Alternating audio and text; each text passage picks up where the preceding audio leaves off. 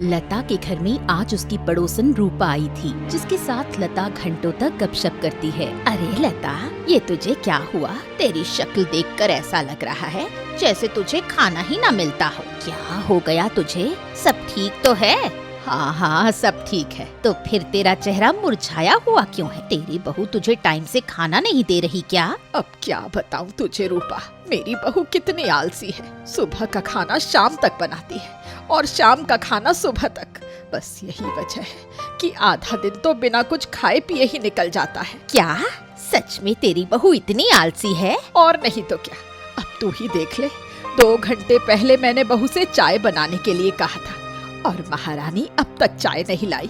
अरे हाँ, मेरे सामने ही तो कहा था तूने उससे चाय के लिए। 2 कप चाय तो 10 मिनट में बनकर तैयार हो जाती है और तेरी बहू अब तक चाय लेकर नहीं आई। कहाँ रह गई जाने? और कहाँ होगी, अब तक अपने कमरे में आराम ही कर रही होगी। तेरी बहू से अच्छी तो मेरी बहू है। कम से कम काम तो ठीक से कर लेती है और समय से खाना भी दे देती है। तू कुछ कर लता अपनी बहू को सुधारने के लिए, नहीं तो बुढ़ापे में तुझे ही रोटियां बनानी पड़ जाएंगी। ये तू सही कह रही है रूपा। काफी देर तक बातें करने के बाद रूपा अपने घर चली जाती है। रूपा के जाते ही लता की बहू निशा चाय बनाकर लाती है। ये लीजिए माँ जी आपकी चाय। अरे रूपा आंटी कहाँ गई? रूपा क्या तेरी चाय के इंतजार में बैठी रहेगी? 2 घंटे पहले बोला था तुझसे चाय बनाने के लिए, अब लेकर आ रही है चाय। तू ही पी इसे अब। इतना कहकर लता गुस्से में वहाँ से चली जाती है। पता नहीं माँ जी फिजूल में इतना गुस्सा क्यों करती रहती हैं। अब ये 2 कप चाय मैं अकेले कैसे पीऊं? अरे हाँ, चाय के साथ तो नमकीन बिस्किट भी है। चलो फिर ये दोनों कप चाय मैं ही पी लेती हूँ।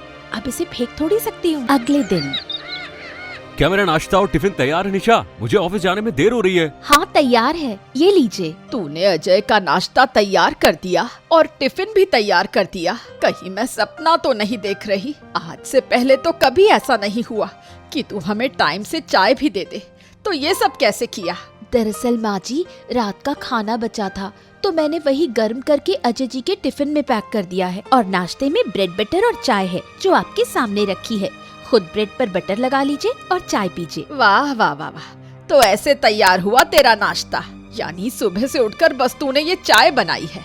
जी माँ जी। खैर, अब तेरे जैसी आलसी बहू से उम्मीद भी क्या की जा सकती है। चलो अब जो भी हो, कम से कम आज चाय तो टाइम पे मिल गई। अजय अपने ऑफिस चला जाता है और घर में सिर्फ सास बहू रह जाते हैं। थोड़ी देर बाद लता अपनी बहू को काम सौंपती है। निशा, ओ निशा। जी माँ जी कहिए। तूने सारे कपड़े धो दिए या नहीं? नहीं माँ जी। तो कब धोएगी बहू? जब शाम हो जाएगी। अरे अभी कपड़े धो देगी तो समय से धूप में सूख भी जाएंगे। और जब घर पर वॉशिंग मशीन है तो तुझे ज्यादा मेहनत भी नहीं करनी पड़ेगी। जा, अब जल्दी जाकर मशीन में कपड़े धुलने के लिए डाल दे। ठीक है माँ जी। शाम को लता निशा के कमरे में जाती है और वो देखती है कि उसके कमरे में रस्सियाँ बंधी हुई हैं और उस पर कपड़े फैले हुए हैं। ये सब क्या है निशा? ये कपड़े ऐसे रस्सी पर क्यों डाल रखे हैं तूने? माँ जी, ये धुले हुए कपड़े हैं, सुखाने के लिए डाले हैं। मगर बहू, इतनी बड़ी छत है तो छत पर क्यों नहीं सुखाए ये कपड़े? और आजकल तो मौसम भी काफी साफ है। माँ जी, कौन इन कपड़ों को लेकर छत पर जाए और सीढ़ियाँ चढ़े और उसके बाद फिर शाम को वापस इन कपड़ों को नीचे लेकर आए? मैंने इसी मेहनत को कम करने के लिए अपने कमरे में ही रस्सी बांध ली और यही कपड़े सुखा दिए। अब मैं ये कपड़े डायरेक्ट अलमारी में रख दूंगी। वाह बहू वाह, तूने आज आलसीपन की सारी हदें पार कर दी। 2 सीढ़ियाँ ना चढ़नी पड़ जाएं, इसके लिए तूने अपने कमरे में ही रस्सी बांध ली कपड़े सुखाने के लिए। तेरे जैसी बहू मैंने आज तक नहीं देखी। थैंक यू माँ जी। मैं तेरी तारीफ नहीं कर रही। अब जाकर खाना बना ले और हो सके तो थोड़ा जल्दी बनाने की कोशिश करना। कल भी मैंने 6 बजे के लिए खाना बोला था और रात के 10 बजे तूने हमें खाना दिया था। ठीक है माँ जी। इतना कहकर लता वहाँ से चली जाती है। पता नहीं माँ जी का गुस्सा कब शांत होगा। जब देखो हमेशा गुस्सा ही करती रहती है। एक दिन अचानक लता की पड़ोसन रूपा उसके घर आती है। लता, मुझे तुझसे एक मदद चाहिए। बोल, क्या हुआ तुझे? परेशान दिखाई दे रही है। सब ठीक तो है? अरे क्या बताऊँ तुझे, आज घर पर मेहमान आने वाले हैं और मेरी बहू अपने मायके गई है। अपनी बहू को मेरे साथ काम में हाथ बटाने के लिए भेज दे, मेरा काम थोड़ा आसान हो जाएगा। रूपा की ये बात सुनकर लता सोच में पड़ जाती है। क्योंकि लता अपनी बहू की आदत जानती थी। मैं अपनी बहू को रूपा के घर भेज तो दूं, लेकिन बहू इतनी आलसी है, उस हिसाब से कहीं बहू मेरी नाक न कटवा दे। मेरी बहू से तो अपने घर में काम नहीं होता, दूसरे के घर में जाकर जाने क्या ही करेगी। अरे लता, तू किस सोच में पड़ गई? जल्दी बोल, ज्यादा टाइम नहीं है मेरे पास। हाँ हाँ ठीक है, ले जा मेरी बहू को अपने घर। मगर देख, तुझे पहले ही बता रही हूँ, इससे काम करवाना बहुत मुश्किल है। तू तो जानती है ये कितनी आलसी है। उसकी चिंता मत कर लता, मैं तेरी बहू से काम अच्छे से करवा लूंगी। ठीक है फिर, मैं अभी निशा को बुला देती हूँ। लता निशा को बुलाती है और सारी बात समझाती है। निशा रूपा के घर जाकर उनकी मदद करने के लिए तैयार हो जाती है। आंटी की मदद कर देना और प्लीज कुछ गड़बड़ मत करना। आप बेफिक्र रहिए, कुछ गड़बड़ नहीं होगी। मैं भी यही आशा करती हूँ।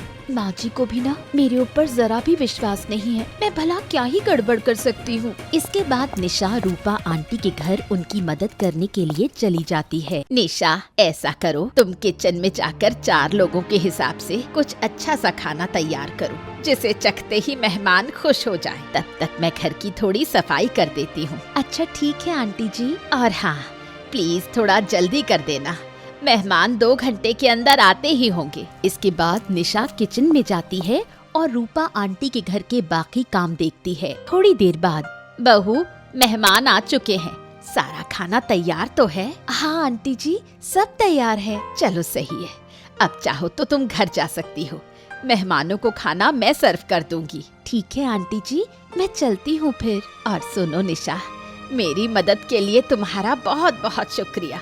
ये तो मेरा फर्ज था आंटी जी। इसके बाद निशा अपने घर वापस चली जाती है। इतनी जल्दी आ गई बहू, रूपा के साथ मिलकर कुछ काम वाम किया या नहीं? हाँ माँ जी, रूपा आंटी के मेहमानों के लिए खाना बनाकर ही आ रही हूँ। मुझे यकीन नहीं हो रहा, तूने खाना बना भी दिया? हाँ माँ जी। सच सच बता, तूने खाने में क्या बनाया? आंटी जी के घर में बचे हुए चावल रखे थे, मैंने उन्हीं को सब्जियां डालकर फ्राई कर दिया और मैंने देखा उनकी किचन में रात की रोटियां भी थीं। कहीं मेहमानों के लिए तू रात की रोटियां ही तो नहीं रखाई? नहीं माँ जी, मैंने उन्हें तेल लगाकर सेक दिया, जिससे वो रोटियां पराठे बन गई और फिर मैं थक गई। क्या बस इतने से काम में थक गई? और सब्जी का क्या हुआ? सब्जी नहीं बनाई कोई? नहीं माँ जी, मेरे पास एक रेस्टोरेंट का गिफ्ट कूपन पड़ा था, उसी का इस्तेमाल करके मैंने ऑनलाइन सब्जी ऑर्डर कर दी थी। अरे वाह, मगर ये सब रूपा को तो पता नहीं चला। नहीं माँ जी, वो अपने काम में बिजी थी। अच्छा, बस अब रूपा की तरफ से कोई शिकायत ना आए। शाम को रूपा दोबारा लता के घर आती है। आओ रूपा आओ, मुझे एक शिकायत है लता तुझसे। जिसका डर था वही हुआ, कहीं ये मेरी बहू की शिकायत करने तो नहीं आ गई। शिकायत ये है कि तू खामखा ही अपनी बहू की बुराइयां करती रहती है, जबकि तेरी निशा तो काफी मेहनती और समझदार बहू है। उसकी मदद से आज मेरे घर आए मेहमान खुश होकर गए हैं, सबको उसके हाथ का खाना बहुत पसंद आया। अच्छा, तो ये बात है। हाँ, सच में निशा ने मेरी काफी मदद की। चलो, मेरी बहू जैसी भी है, कम से कम उसने मेरी नाक तो कटवाने से बचा ली। भले ही बहू आलसी है, मगर उसका दिमाग तो तेज निकला।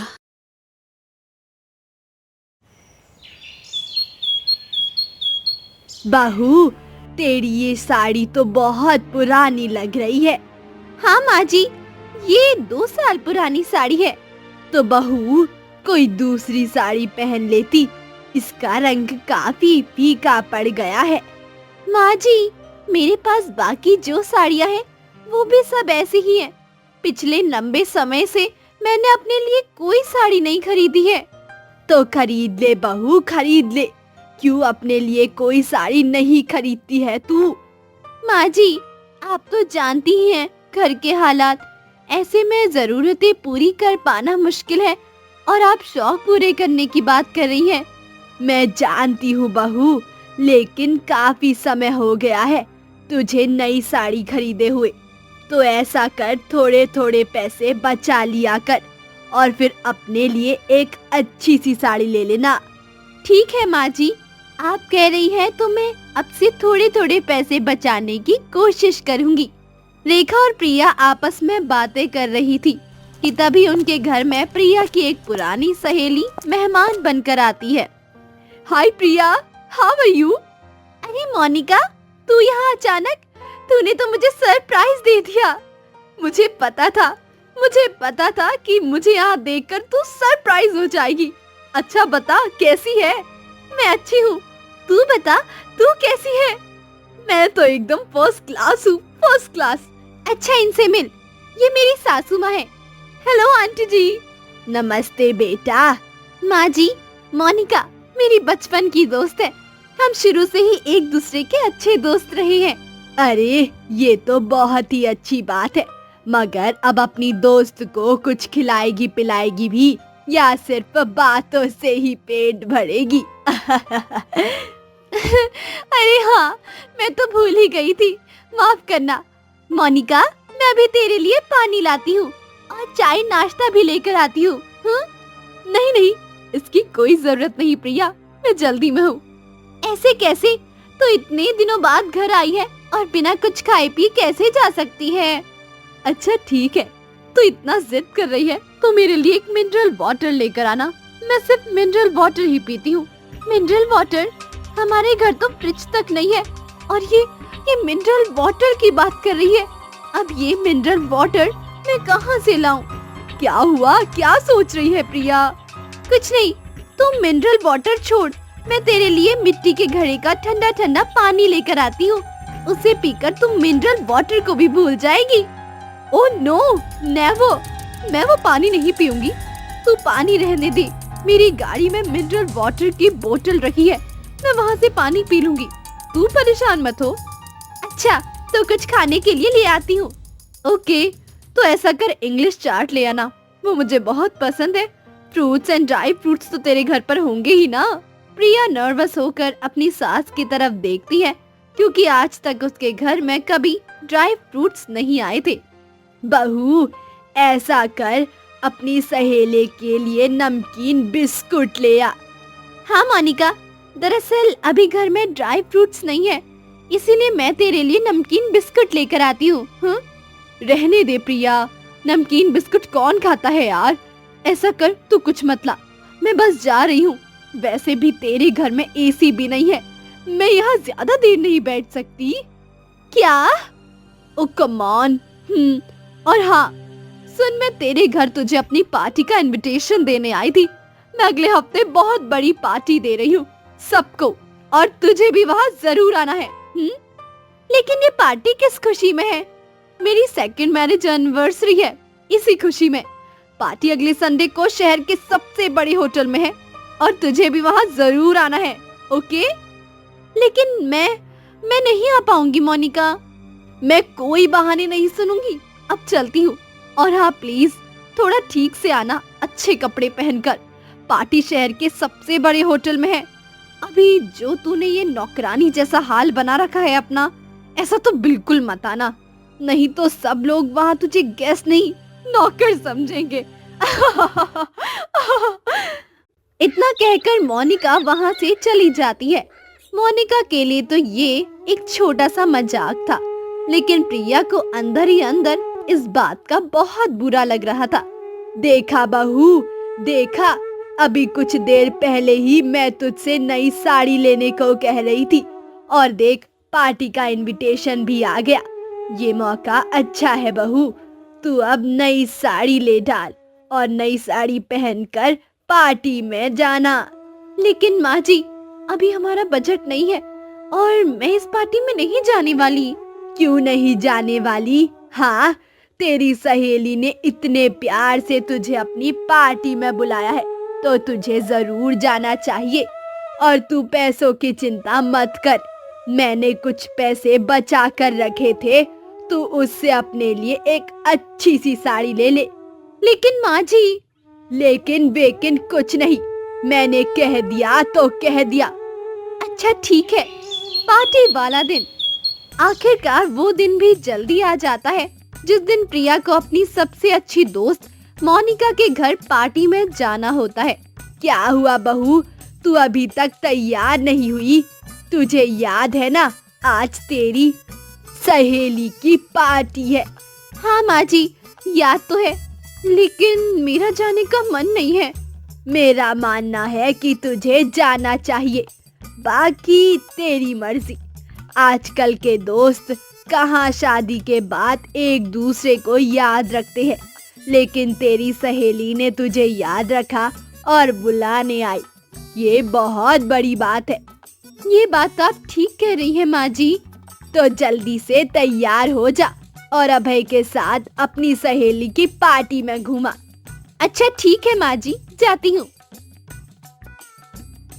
थोड़ी देर बाद प्रिया अपने पति के साथ तैयार होकर आती है। माँ जी, हम दोनों तैयार हैं और मोनिका की पार्टी में जा रहे हैं। ठीक है जाओ, लेकिन ये क्या, दोनों खाली हाथ जाओगे क्या? माँ जी, जाते वक्त रास्ते में कोई गिफ्ट ले लेंगे मोनिका के लिए। हाँ, ये ठीक रहेगा। इसके बाद प्रिया और अभय मोनिका की पार्टी में पहुँचते हैं। हेलो मोनिका। हे प्रिया, आ गई तुम। मुझे पता था तुम जरूर आओगी। हम तुम्हारे लिए ये गिफ्ट लाए हैं। प्रिया मोनिका को गिफ्ट देती है, जिसे देखकर मोनिका पहले ही मुंह बना लेती है। इसकी क्या जरूरत थी प्रिया? वैसे भी पहले ही मेरे पास बहुत सारे एक्सपेंसिव गिफ्ट आ चुके हैं। अब तुम्हारे सस्ते गिफ्ट का मैं क्या करूं? अच्छा सुनो, तुम इस गिफ्ट को मेरे नौकर को दे देना, वो इसे रख देगा। अच्छा ठीक है। वैसे तेरी साड़ी इतनी अच्छी तो नहीं है, मगर ठीक ठाक लग रही है। लेकिन सुन, तेरे पति के पास क्या कोई अच्छा सा सूट भी नहीं है जो मेरी इतनी बड़ी पार्टी में ऐसे ही चलाया? ये क्या कह रही है मोनिका? तमीज से बात कर। ये मेरे पति है, पति। हाँ हाँ जानती हूँ तेरे पति है, कोई करोड़पति तो नहीं है ना? क्या मतलब है तेरा?